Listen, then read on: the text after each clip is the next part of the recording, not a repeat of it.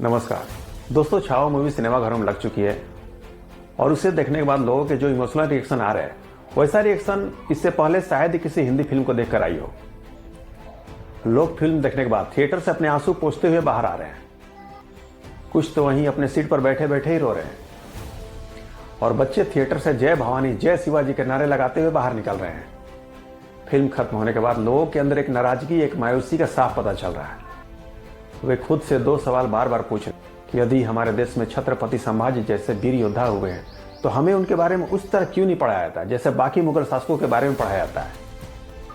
क्यों हमें अकबर महान और टीपू सुल्तान की उदारता की कहानियां पढ़ाई जाती है। हमारे अपने भारतीय इतिहास का सत्य आखिर क्यों नहीं बताया जाता। और जो औरंगजेब सब में इतना क्रूर था, इतना बेरहम था, आखिर क्या वजह रही होगी कि उसी औरंगजेब के नाम पर हमने अपने देश की राजधानी में सड़कों के नाम तक रख दिए।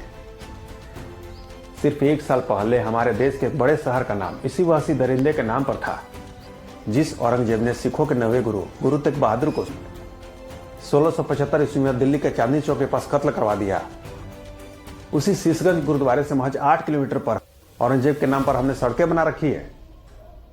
और जिस औरंगजेब ने मराठों पर इतने जुल्म किए, हमारे संभाजी महाराज पर इतने सितम ढाए, उनको इतनी यातनाएं दी, उसी औरंगजेब के नाम पर महाराष्ट्र में औरंगाबाद शहर है। इससे बड़ी निश्चित और क्या हो सकती है।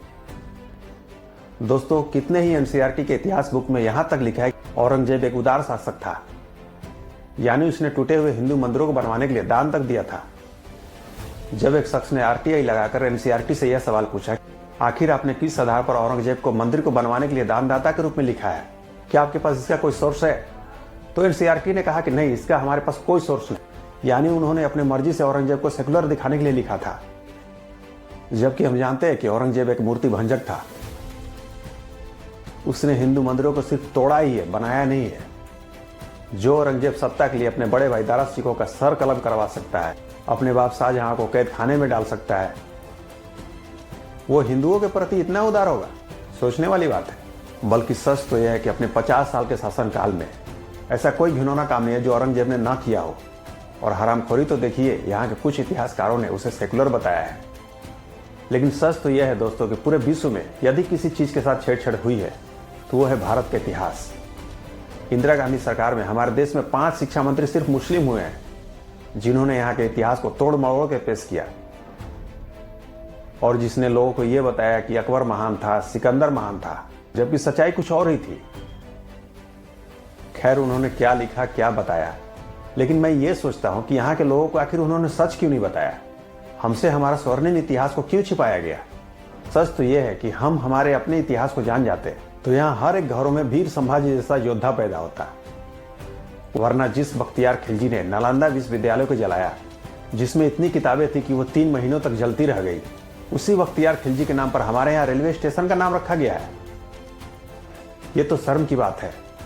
लेकिन दोस्तों, जैसे वीर संभाजी को गनौजी, सिरके और कान्होजी के धोखे ने फंसाया था, वरना औरंगजेब की क्या मजाल थी कि वो छावा को हाथ तक लगा पाता।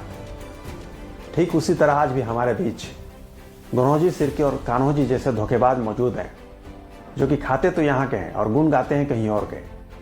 हमें वैसे गनौजी, सिरके और कान्होजी जैसे हरामखोरों से बचना है। बाकी धीरे धीरे इससे ही हमारे देश की जनता को अपने अतीत के बारे में पता चल रहा है। विकी कौशल की छावा यही बता रही है। छावा एक फिल्म नहीं है, बल्कि शौर्य, बलिदान और अजय पराकाष्ठा की एक महागाथा है। एक ऐसी महागाथा जिससे देश का एक बड़ा हिस्सा अनजान है। एक ऐसी महागाथा जिसके बारे में बहुत कम ही लोग जानते हैं।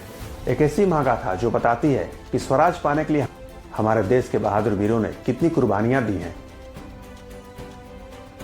दोस्तों, जाते जाते मैं आपसे एक बात कहना चाहता हूं। जैसी फिल्में हम देखते हैं, हमारा व्यवहार भी वैसा ही होता है।